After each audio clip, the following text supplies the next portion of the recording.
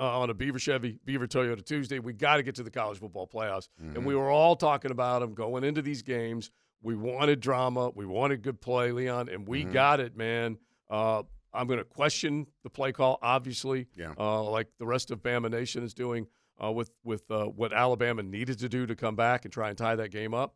So start there before we get to Washington. Well, I mean, and here's the reason why I love college football so much more than the NFL. I just do. I mean, the passion, the pageantry. You got two-story programs that are going, two heavyweight fights, two titans going at each other, and it lived up to the billing. It absolutely lived up to the billing. Alabama, Michigan. I mean, it lived to the very end. Went into overtime.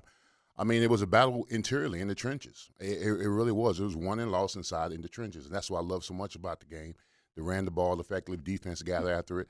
And, Michigan just out-survived them. They just out-survived Alabama. Alabama gave them the best they could give them. Michigan gave them the best. And I just think it came down to just play calling. I think it came down to coaching. And that game, I think it came down just a war of wills. Who was going to will themselves to win that game? In Michigan, they had the backs against the wall. They could have easily lost that game. That 4th and 2, back inside their 35, and they went down to drive the Tide. They're going to overtime. It was classic. I loved it. Every bit of it. It can come down to a simple snap of the center, too. Yeah. Because on that last play, they had of that RPO set up perfectly for a quick pass to the outside, a quick throw. They had the numbers. They could have scored and tied the game, and the snap gets low, and Jalen Milroe panics, and he picks it up, and he's not looking anymore. He's trying to run the ball. The tackle gets blown up. He gets knocked. Latham gets knocked into him. It's little things like that make the difference in such a critical game. I forget who it was, which of the analysts said, Leon, that if Washington, Texas, which we'll get to here in a second, was this poetry of great offense and air raid and passing attacks, then the first game was as close to Greco-Roman wrestling as we're going to get in college football. I loved it, every bit of it. It was one in the trenches. And to your point about that play that with Milrose down at the end, the last play of the game. I was watching this morning on Get Up, and Jeff Saturday, who's a center, he was saying that with that snap, he said quarterbacks because he's snapped for Peyton Manning and Aaron Rodgers. He said that if it's going to be bad, they'd rather be high and outside and then low and down, because at least high and outside, you still can look at the field and get the ball and still maneuver and do what you need to do. Right. But when it goes down, your eyes go down, and that's why he panicked so quickly and just ran the ball inside. Yeah, it's a snap, man. Yeah, it's a snap. I mean, it wasn't the first missed snap. It's not the first of his season. Yeah. Seth McLaughlin's been terrible this year. The whole thing is, I don't blame the kid. He's been bad all year. I blame the coaching staff that didn't find another guy to replace him at some point. Yeah, and that's, by the way, not only that, it's the last play of the game. If you're Seth McLaughlin, aren't you thinking, man, this has got to be a A1 snap? Yeah, I cannot screw this up. Well, here's the thing. Why you screwed it up. But here's the thing, though. I mean, I'm an offensive lineman. I understand a lot of people looking from the outside in and say, how can you have that bad snap? You got a one technique. First of all, you got a bull in the ring right in front of you, all right, and you got to get on them. So if you give the perfect stack and get run over, what difference does it make? Right. Yeah, I'm not giving them an excuse. I'm not giving them an excuse, but I'm telling you, year, not just this game. I know, but I'm just telling you, at that particular moment, he's got to make a decision. I mean, because what would you say to him if he's your teammate? I say get it done. Right. Get it absolutely done. It's inexcusable to have that bad snap at that pivotal point in the game. I'm just saying. Yeah, earlier. Yeah. So they're coming out of halftime.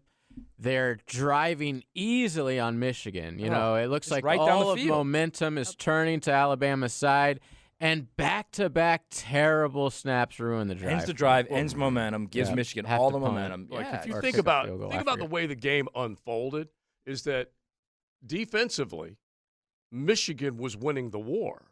Defensively, they were playing better. They were camping in Bama's backfield. And that was something that I didn't expect. I felt like when I looked at Bama against Georgia, they were going to get to Carson Beck. That was going to be the key to the win. That is what it was. And then I expected them to get to J.J. McCarthy, and they never did. Think about this. In the first half of the game, Alabama had less than 100 yards of offense, and Milroe had been sacked 5 times, yet it was still a 3-point ball game.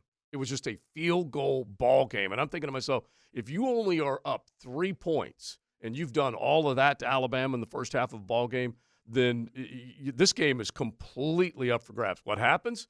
Alabama gets themselves back in position. You know how they've outscored a bunch of people in the third quarter?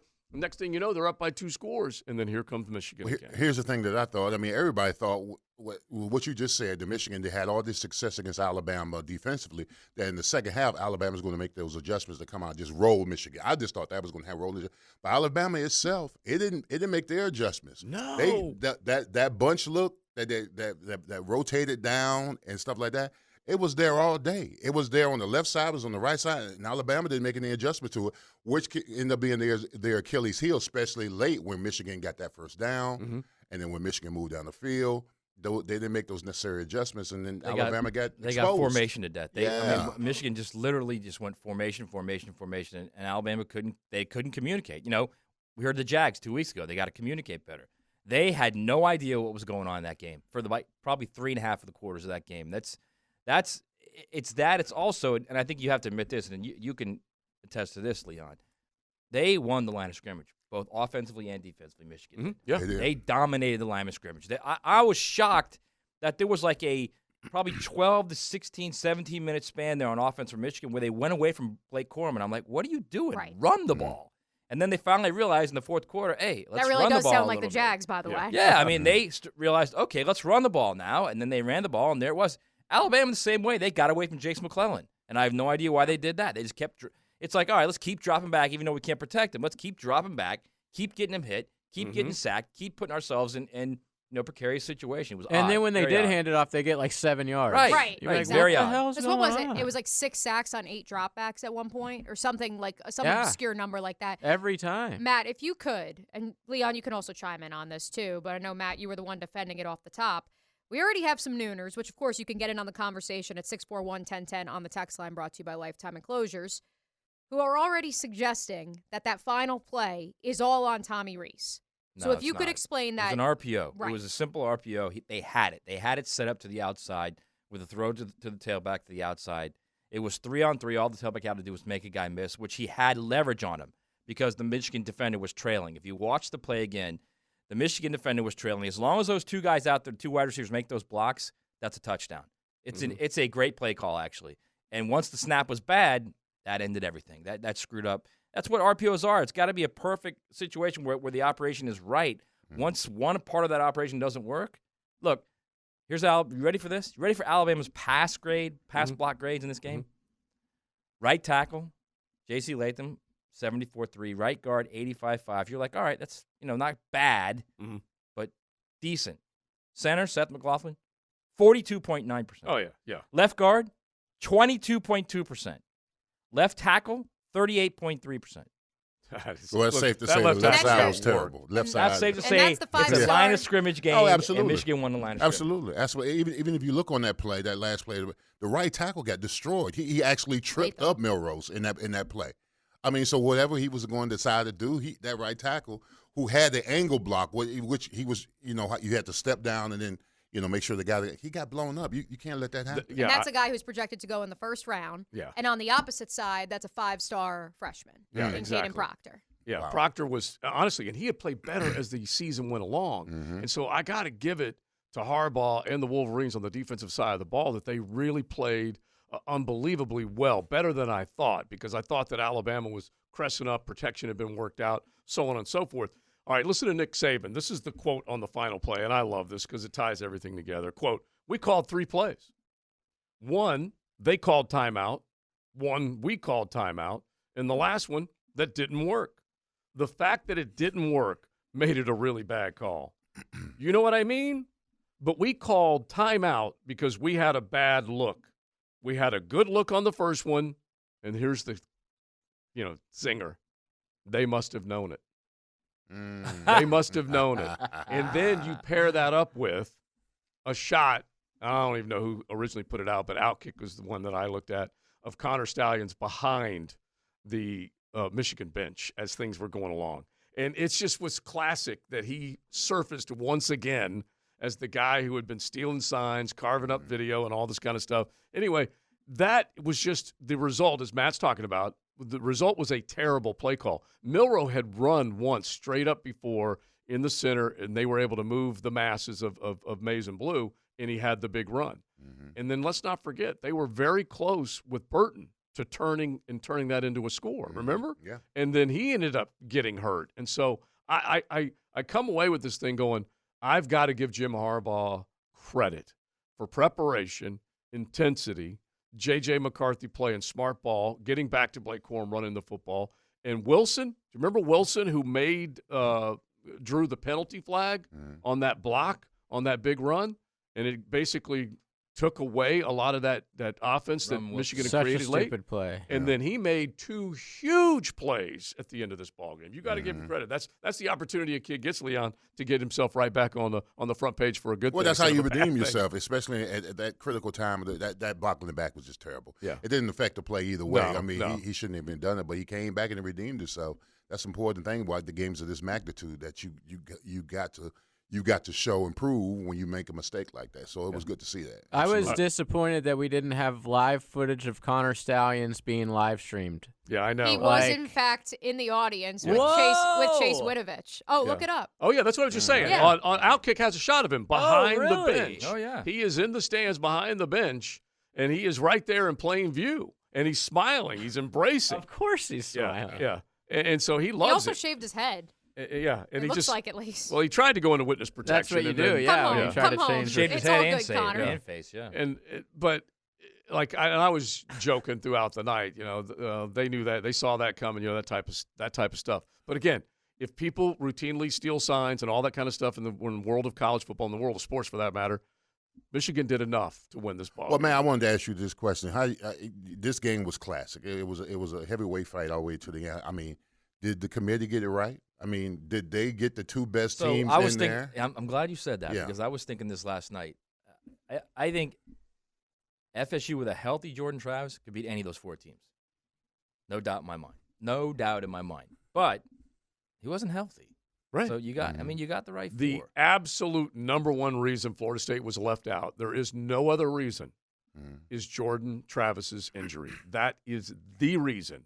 And now the result, Florida State gets absolutely hammered by Georgia. 2 things happened. Florida State lost all the players that they lost into the portal, transfers, going pro, Opt whatever it out. was. Well, And then Georgia said, we need to send us a statement because we also got left well, the out. reason why I asked Matt, did the committee get it right? Because there's a difference between the more deserving or better team. Yeah.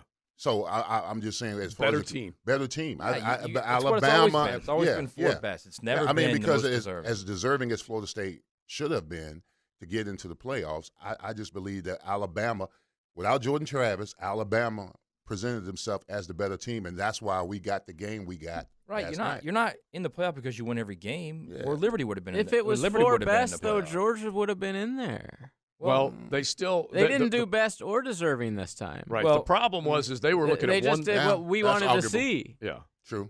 Well, no. I don't think Eyeballs, they did eyeballs what we wanted to matter. see either. Eyeballs. I think we all wanted Georgia in there too, but they didn't do that. I either. don't think you can say they picked the best or most deserving quote Well, I mean, unquote they- this no, time. well, they I beat- think they just did. Well, Alabama who we beat all Georgia, thought. though. They went for conference champions, and then when they needed to separate, they said, we've got it. 2 one-loss teams that both are deserving, Georgia and Texas. In other words, we're kicking FSU to the curb because of the Jordan Travis injury. So now we're down to Georgia and Texas. Yeah, I was just talking about Yeah. Georgia. To Yeah. me, Georgia So was they went- obviously one of the best teams. Right, they went 3 best, and then they And then- chose the SEC. And then Georgia champion was between those two. left out because Texas was the champion of their And conference. Texas beat Alabama, who Right. Georgia lost. And that to. was Yes. that was probably the one thing that said, okay, that's the direction that we're going in. All right, you guys let us know, 641-1010. You can jump on. We'll get back to FSU because like Herb Street went in on bowl games, period. So we'll get into all that coming up a little bit later on. But let's get to Washington and Texas. And I tell you what, KDB, that guy, Kalen DeBoer, that guy has got a program up there in Washington. It was Steve Sarkisian's old stomping ground up there in Seattle. Both of these teams were able to put it on offensively. Back and forth they went. We had, total of 56 points in the first half of this game. It was just nuts. And then we get in the second half, and it looks like Washington's taking control. One mistake by the running back. He had been so solid throughout the first half. Coughs up the football. Next thing you know, it's a 2-score game. And then we got to the fourth quarter. And thank God, because I thought it was going to be a little bit of a Husky runaway. I may or may not have dozed off because I felt like, it's in hand. Yeah. Michael Penix Jr. is proving that What a he stud. should be a first-round pick, let alone a top 10 pick perhaps at this juncture. Yeah. Yeah. And it was a 13-point game, and I felt the sleepies coming on because this is what happens when you kick off the second college football playoff at 9 o'clock at night on a Monday. Yeah. And I said, 13-point lead. All right, we'll doze off. I'll be okay. And then I wake up, and all of a sudden, Texas is driving down the field with a chance to win the whole thing. It was like, awesome. What the heck happened? 4 plays from the 12. Mm-hmm. That's unreal, and they couldn't get it in. 4 plays. Well, believe me, don't deserve to play for a national honestly, title. against one of the worst pass defenses in the country. 4 plays from the 12. Couldn't get it in. Yeah. So that's an some indictment, drama, man. Yeah, that was some drama. Yeah, that was dudes on the Washington side of the ball saying, "Look, man, it's now or never." Yeah, it's now or never. Okay, let's just talk about a couple quick things that have come out of this, and let's make this the 10-10 take, JJ, because at the very least we were treated to some great theater. Now, Joe C's 10-10 take. Slow smoked and served up by Sonny's Barbecue. Local pit masters since '68. You got to get back to work. We all know it. You have to embrace it. More people on the road today than we probably saw entire Christmas to New Year's week. But if you're out and about, you're busy, you want a good meal, head into Sonny's, any one of your area Sonny's on the First Coast. As you get back to work, they have been working. Smoking it slow. Make sure you check it out. So Washington, I'm not going to say came out of nowhere because they were one of the teams that were, quote, a sexy pick to make it to the playoff. I remember Brett McMurphy was one of the first guys in the offseason that said Washington would make it to the college football playoff. But the bottom line is we saw Oregon, Washington, Texas, and you can name a few others that have all put their names back in the conversation, and I can look forward to, in a big way, a 12-team playoff to see where this thing goes, what Georgia could have done if they would have been able to stay in there, what Oregon could have done. Bottom line is there's so much good play out there instead of just the normal heavyweights that we're so used to gravitating to. Here comes Washington. Michigan has now made it to their first championship game under Jim Harbaugh. They've not made it past the semifinal round, and they are there. So it is, I think, it's joy in Whoville when it comes to all the good football that we've got in the college game. That's the 10-10 take. Man, when's the last time an SEC team didn't represent the championship game? That's a saucy nug, Leon, and I have the answer for it. Okay. I'm thinking I may know. Go ahead. What do you got? I'm thinking Oregon, Ohio State. Yeah, there you That is go. correct. Yeah, because that would have been 2014. I was thinking all that last night. Very first playoff. Wow. Yeah, so you can call it a decade. Yep. because Is that Cardale? Yeah, that was that? it. Yeah, shotgun. Was that Cardale? Yeah, That 12 It's gauge. the first time since 2014 that an SEC team or Clemson will not win a national championship in college football. And it was FSU losing to Oregon, Alabama losing to Ohio State. Yeah. And then those two played. Ohio State. And remember, this was Browns, Dalvin though. Cook. Was that Ezekiel Dalvin Elliott? Cook coughed it up a couple times, and that was the infamous Jameis going backwards. The fumble. Oh, the phantom fumble. fumble. Yeah, that was Let classic. me just say this It to was you guys, Cardale okay? Jones. It should have been Brock Glenn. Right. So, Yeah. right. What about Emory Williams? Yeah. So I texted you guys after the Michigan-Alabama and I said Michigan will beat either one of these two teams. And then after watching Washington, well, you start to think, there are teams that have this ability to win games, that are important games, that are big games. They've won 5 straight one-possession games. In their 21-game win streak, 12 of them have been one-possession games. So I don't think they can line up and trade blows with Michigan, but they can surely spread Michigan out. Now listen to this. They can And surely, their line can protect. yeah, they can spread Michigan out and throw the ball because last night against Texas, their 4 receivers, Roma Duzzi, Jalen Polk, Jalen McMillan, and Jeremy Bernard, were targeted 20 times. 20 times. 19 catches for 353 yards and 2 touchdowns. That was a battle of bad, When you have a hot quarterback Yeah. like that, when you have guys that are catching a ball, Yeah. they by the way, can win. Matty, You're going to win games. Yeah, this is a battle of bad defenses, at least as we've seen Big 12, Pac-12 play through the years. That's basically the indictment. But those were some studs, and it wasn't just Well, like you Texas was said, top 10 defense this year. and you had tight ends. Well, it's because of who they play. But anyway, tight ends. Yeah, but I mean, You had tight but that's ends, the same kind of team they're receivers. playing. Washington's just like a Big 12 team. They all made plays, man. They were impressive. That's what I'm saying. Washington really played well. They are a team right now that no matter what you throw in front of them, they are there in the fourth quarter with a chance to win the game or with the lead. So you got early Washington lean? In this No, I'm game? just saying anyone who thinks Michigan's going to blow them out, which is what I texted you guys after that game. I thought, Michigan would just physically dominate them, but man, you watch Washington and they just they know how to especially score against points. that Texas front. They know how to score points, they- and here's the big thing: they don't make mistakes, man. They don't. And how about a guy by the name of Braylon Trice, who may or may not be my sneaky pick, the early prediction for the Jags, maybe on day 1 or day 2 of the NFL draft.